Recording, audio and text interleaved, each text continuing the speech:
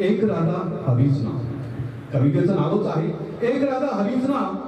मनातल्या गोष्टी हृदयातल्या वस्ती मांडण्यासाठी एक राधा हवीच ना.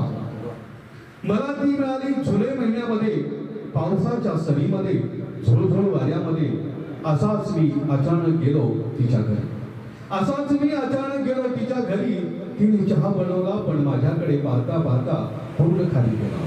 तिने चहा बनवला पण माझ्याकडे पाहता पाहता पूर्ण खाली गेला. तिच्या मनात काय होतं कळेना.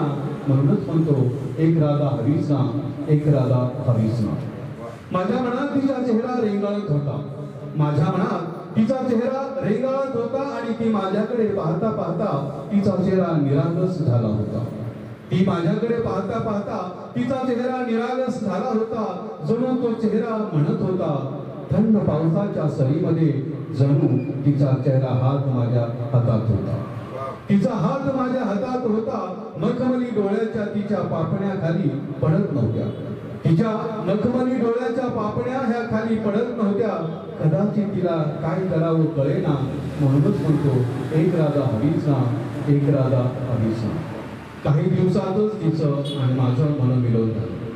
काही दिवसातच तिचं आणि माझं मनमिलन झालं. या जगातून सगळं माझ्यापासून दूर झालं. या जगातून सगळे माझ्यापासून दूर झाले.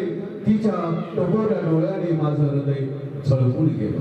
तिच्या टपोऱ्या डोळ्याने माझे हृदय पाझळून गेलं. मला फक्त ती आणि तीच दिसू लागली. मला फक्त ती आणि तीच दिसू लागली. रात्रंदिवस मोबाईलवर तीच बोलू लागली. रात्रंदिवस मोबाईलवर तीच बोलू लागली. मी कोण काय कसा होतो सगळं विसरून गेलो. तिच्या प्रेमामध्ये मी कोण काय कसा होतो हे सगळं विसरून गेलो. असंच प्रेम असतं ना. सांगण्यासाठी दूरवर ठेवून तरी तू जायचेच ना. म्हणूनच म्हणतो एक राधा हवीच ना. एक राधा हवीच ना.